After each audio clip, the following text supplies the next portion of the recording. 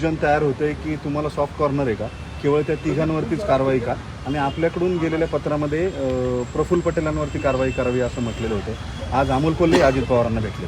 Okay, मी तुम्हाला सविस्तर सगळं सांगते. आता अमोल कोल्हे अजित पवारांना भेटले हे मला माहिती नाही, ही मी तुमच्याचकडून ऐकते. पहिला मुद्दा. दुसरा मुद्दा की राज्यसभेत राष्ट्रवादी काँग्रेस पक्षाचे 4 खासदार आहेत. त्याच्यात आदरणीय पवारसाहेब, वंदनाताई, फौजियाताई आणि प्रफुल्ल पटेल. जेव्हा नो कॉन्फिडन्स मोशन किंवा मणिपूरवर जेव्हा चर्चा झाली, तेव्हा मणिपूरच्या चर्चेमध्ये महिलांवर बलात्कार झाले, महिलांवर अत्याचार झाले, आणि तेव्हा मतदानाची वेळ जेव्हा आली, तेव्हा चर्चेत भाग घ्यायचा वेळ आला, तेव्हा प्रफुल्ल पटेलांनी भारतीय जनता पक्ष, ज्यांची सत्ता मणिपूरमध्ये आहे, जिथे बलात्कार झालेत, लोकांची घरं जाळली गेली आहेत, अशा अनेक गोष्टी झालेल्या आहेत, ज्याचा आमचा पूर्ण विरोध आहे. ह्या भारतामध्ये कुठल्याही महिलेचा जर बलात्कार होणार असेल तर जरी आम्ही सत्तेत असलो तरी जो गलत आहे व गलत ही आहे, त्या बाजूने आम्ही मतदान करणार नाही. हे राजकारण असलं तरी काही तत्वाचीही गोष्टी असतात. त्याच्यामुळे आम्हाला आश्चर्यही वाटलं आणि दुःखही झालं की प्रफुल्ल पटेलांनी अशा गोष्टीला त्यांनी सहकार्य होकार दिला. आणि भारतीय जनता पक्षाची आणि आमची एक वैचारिक मोठी लढाई आहे, आणि त्या लढाईमध्ये जर प्रफुल्ल पटेल त्या बाजूने काही निर्णय त्यांच्या बाजूने घेणार असतील ते आम्हाला योग्य वाटलं नाही, म्हणून आम्ही त्यांचं डिस्क्वालिफिकेशन जुलै महिन्यातच केलेलं आहे. हा पहिला मुद्दा. त्याच्यामुळे त्यांनी आम्ही पुन्हा एकदा, जेव्हा त्यांनी ह्या मणिपूरच्या केसमध्ये किंवा हे जे चुकीचे निर्णय केंद्र सरकार घेत आहे त्या बाजूनी जेव्हा ते मतदान करतात, त्याच्यामुळे त्या गोष्टीमुळे डिस्क्वालिफिकेशनचं आम्ही परत मागणी केलेली आहे. हे राज्यसभेची आहे. लोकसभेमध्ये मी स्वतः अमोल कोल्हे, नवाब मलिक, आपलं फैजल, श्रीनिवास पाटील आणि सुनील तटकरे असे आम्ही मेंबर्स आहोत. सुनील तटकरेंवर डिस्क्वालिफिकेशन आम्ही पहिल्याच दिवशी केलं. त्याचं कारण असं की अजित पवारांच्या शपथविधीला त्यांनी पूर्ण ताकदीने सपोर्ट केला, आणि त्यांनी आणि अजित पवार गटाच्या अनेक मंत्र्यांनी जे इंटरव्ह्यूज तुमच्याच चॅनलवर केलेले आहेत त्याच्यात त्यांच्याच मंत्रिमंडळातली लोक म्हणालेली आहेत की आम्ही आदरणीय पवारसाहेबांना न विचारता त्यांना अंधारात ठेवून शपथ घेतलेली आहे. हे तुमच्या चॅनलवरचं ऑन रेकॉर्ड गोष्ट आहे. तर जर पक्षाच्या अध्यक्षाच्या माहिती नसताना तुम्ही एखादा एवढा मोठा निर्णय घेता, ऑफकोर्स इट इज डिस्क्वालिफिकेशन. तर त्याच्यामुळे सुनील तटकरेंना आम्ही पहिल्यांदा त्यावेळीच नोटीस पाठवून डिस्क्वालिफिकेशन करा अशी मागणी केली. त्याच्यानंतर 2 दुर्दैवी घटना झाल्या ज्याच्यातून आम्हाला प्रचंड वेदना झाल्या. एक गोष्ट की आम्ही नो कॉन्फिडन्स मोशन मूव्ह केलं होतं पूर्ण ऑपोजिशननी, आणि त्यावेळीस त्या भागात झालेल्या महिलांवरचे बलात्कार याच्याबद्दल अतिशय असंवेदनशीलपणा हा भारतीय जनता पक्षाने दाखवला, आणि त्याच्या विरोधात आम्ही सगळे एकत्र राहिलो. त्यावेळीस सुनील तटकरेंनी सरकारच्या बाजूनी, म्हणजे महिलांवर होणारे अत्याचार असतील, घराची मणिपूरमध्ये जळत होती त्याच्या विरोधात, त्याच्या आम्ही विरोधात होतोय, पण सुनील तटकरेंनी त्या नो कॉन्फिडन्स मोशन हे भारतीय जनता पक्षाच्या बाजूनी मतदान केलं. अर्थातच ते चुकीचं आहे असं आम्हाला वाटलं. या राज्यात, देशात कुठल्याही महिलेचा बलात्कार होत असेल तर त्याचा आम्ही विरोधच करणार. त्यानंतर आलं महिला धोरण. महिला धोरणामध्ये भारतीय जनता पक्षाने आम्हालाही सगळ्यांना कॉन्फिडन्समध्ये घेतलं होतं की आम्ही हे धोरण आणतोय. ऑपोजिशन आणि रुलिंग पार्टी यांनी एक मताने मतदान केलं, आणि या देशामध्ये आम्ही सगळ्यांनी लोकसभेमध्ये एक सिग्नल दिला की जेव्हा महिलांचं सबलीकरण असेल तेव्हा आमची सगळ्यांची मतं एक आहेत, आणि एक मताने ते बिल पारित झालं.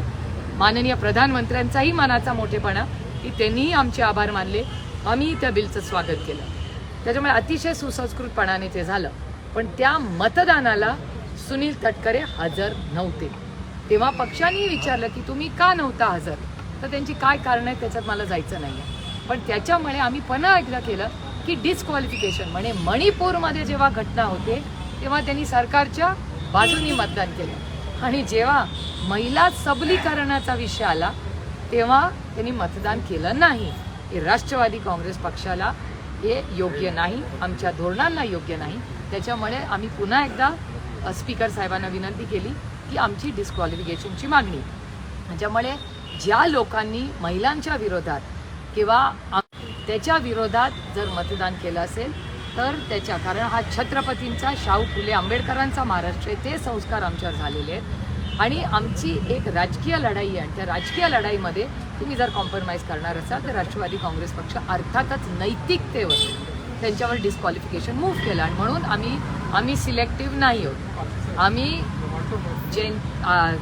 ह्याच्यात असेंब्ली आपलं लोकसभा आणि राज्यसभेत दोन्हीमध्ये ज्या 2 लोकांनी भारतीय जनता पक्षाच्या चुकीच्या निर्णयांना सपोर्ट सिलेक्टिव्ह केलेला नाही. आता त्यांनी का सिलेक्टिव्ह केलंय त्याचं उत्तर माझ्याकडे. आता तुम्हाला असं वाटतं का की जर श्रीनिवास पाटलांना त्यांनी डिस्क्वालिफाय करावं म्हणून म्हटलंय, वंदना चव्हाणांना, फौजिया खान यांना, तुम्ही शरद पवार यांची मात्र त्याच्यामध्ये नावं नाही आहेत, अजूनही अजित पवार गट जो आहे किंवा अजित पवार गटाचे नेते जे आहेत ते तुम्हाला तुमचं नाव घ्यायला किंवा शरद पवारांचं नाव घ्यायला ते घाबरतात? ते नाही मला माहिती बाबा, ह्याच्यावर मी काही बोलू शकत नाही. पण एक गोष्ट जरूर सांगेन की श्रीनिवास पाटील 83 वर्षाचे आहेत, अतिशय कर्तृत्ववान. त्यांचं काम उभ्या महाराष्ट्राने पाहिलेलं आहे, अतिशय चांगलं काम दिल्लीतही खासदार म्हणून सगळ्यांनी पाहिलेलं आहे, फील्डवरही पाहिलेलं आहे. पहिला मुद्दा.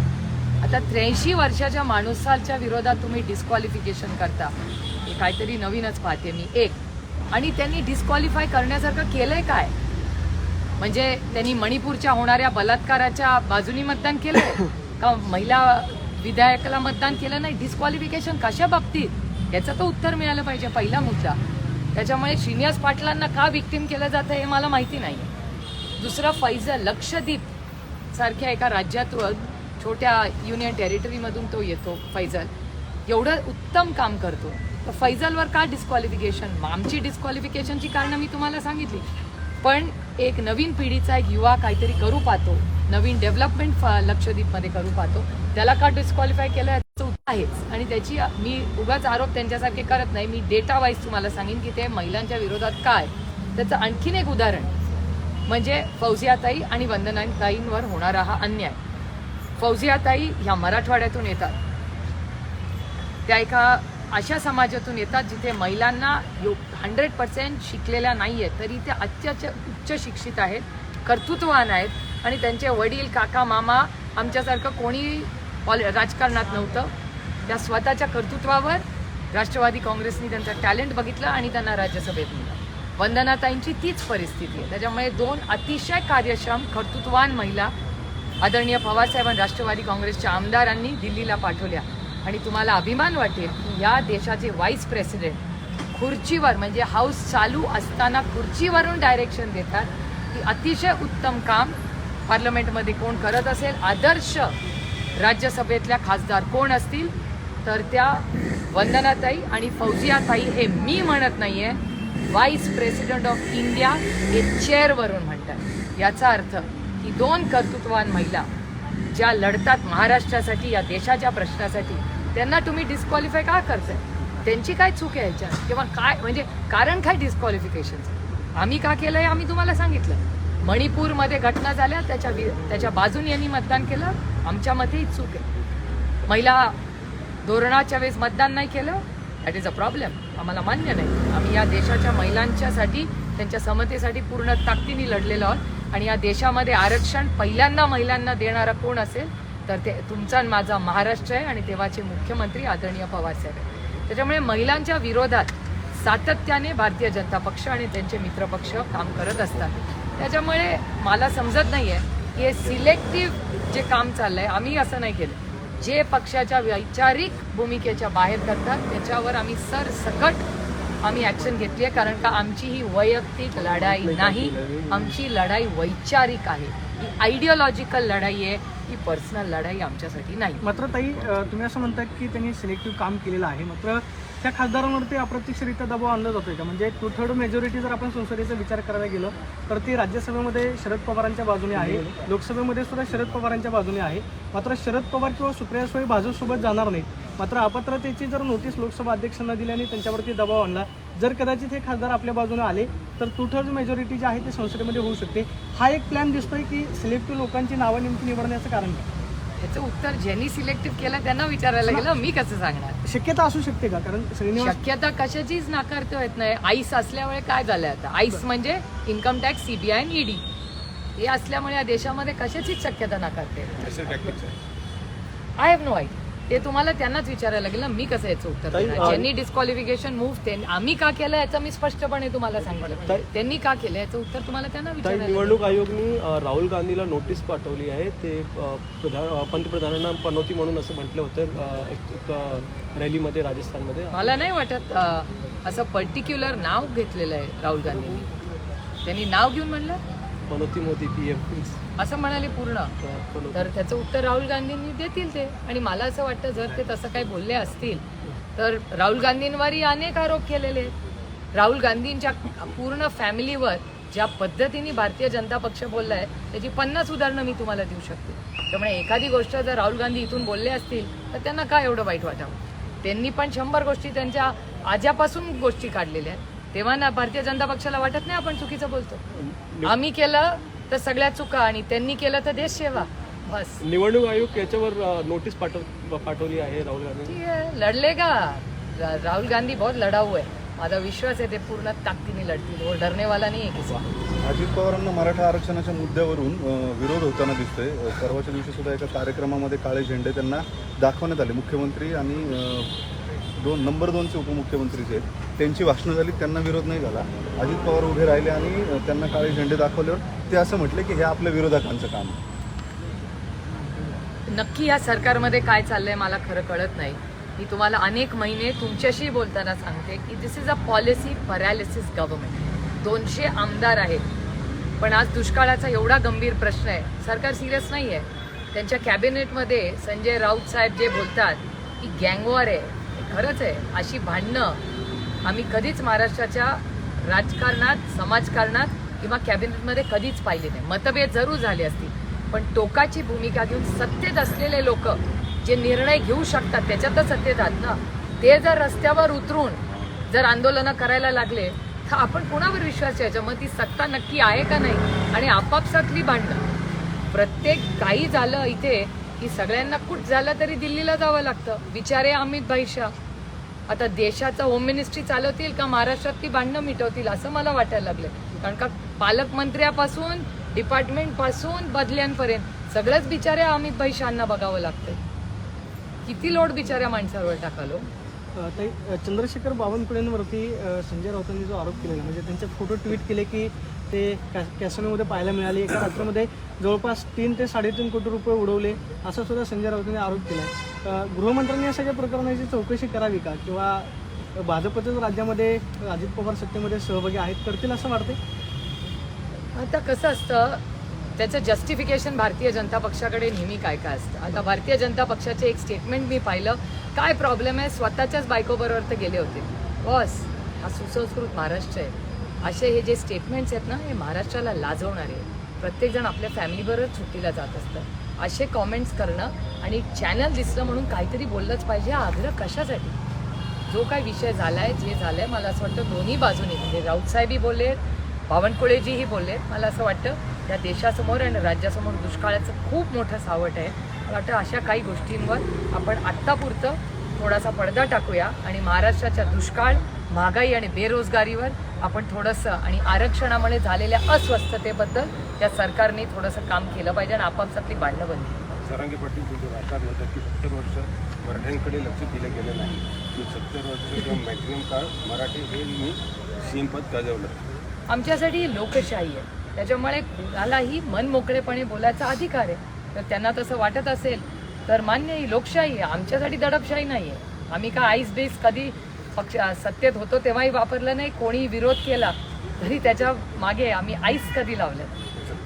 विरोधक जरी असला ना तरी तो दिलदार असला पाहिजे. जेव्हा आम्ही कैलासाचं यशवंतराव चव्हाणांचं नाव घेतो ना तेव्हा ती वैचारिक बैठक पुढे न्यायची असते. फक्त फोटो लावून त्यांचं काम पुढे होत नाही, तो विचार पुढे न्यायचा असतो. दादांना टोला आहे का? हा टोला नाही आहे कोणाला. तुम्हाला का वाटावं टोला? तुमच्या मनात का खोटे? फोटो लावते यशवंतराव चव्हाण? नाही नाही, हे सरकार लावतं, सगळेच लावतात. भारतीय जनता पक्षाच्या कार्यक्रमात कधीतरी दिसतात, कधी त्या नवीन जी शिवसेनाचं आउटफिट काढली आहे ते लावतात, सगळेच लावतात आजकाल. ताई इंग्लिश में ले लो राहुल गांधी वाला। चलो एक से ले ले ए, रोलिंग रोलिंग अरे इथं 2 मिनिटं आणखी. Election Commission issued a notice to Rahul Gandhi over his Panoti jab against Prime Minister Modi. And agency at work, ED has issued notice to Prakash Raj also. Rahul Gandhi ji is a very strong leader. He's a very honest leader. So I am very, very confident that even if he's got a notice from the Election Commission, I'm very confident and I have full faith in Rahul ji that he will give a very dignified and honest answer. You said Rahul Gandhi is a fighter. Of course, Rahul Gandhi is a fighter. I have seen him fight. The way the BJP have many times have been extraordinarily condescending to him, but he's never buckled down to him. One thing I'll tell you about Rahul Gandhi as a character, he's fearless and he can afford to be fearless because he's honest. He's not a corrupt man. Ma'am, election campaigns in Rajasthan is wrapped up today. What's your expectation? Well, let the best team win. I think it's fair to have elections and people decide. So let the people of Rajasthan decide who they want them to lead them for the next 5 years. Do you think Congress has a good edge? Because Congress fight has we've worked. seen- Yeah, Congress has worked extraordinarily well in this entire campaign. They have been very aggressive. They've been very honest. They've been very transparent, and they've worked very hard. So I think 3rd of December is going to be a good day for the Congress and for the India Alliance. Last question, ma'am. ED has issued a notice to the Prakash Raj, for some Ponzi scheme case. How do you see the notices are getting issued? Well, most opposition leaders, data speaks for itself. About 95% people who have got ED, CBR, income tax notice are in the opposition. So I'm not surprised. It's consistency on the BJP that जो खिलाफ बोलेगा उसको notice आएगी. So I appreciate the consistency in the BJP. Thanks. जाने दो, ये 2 घंटा programme चल रहा है.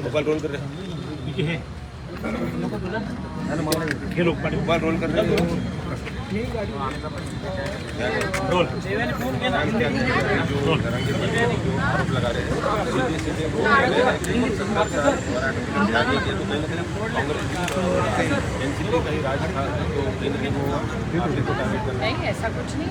मेरे ख्याल से इस देश में अभी तक तो संविधान से ये देश चल रहा है और हर एक नागरिक को दिल खोल के बोलने की हमारे संविधान ने इजाजत दी है. अगर उनका कुछ मत हो तो वो बोल सकते हैं.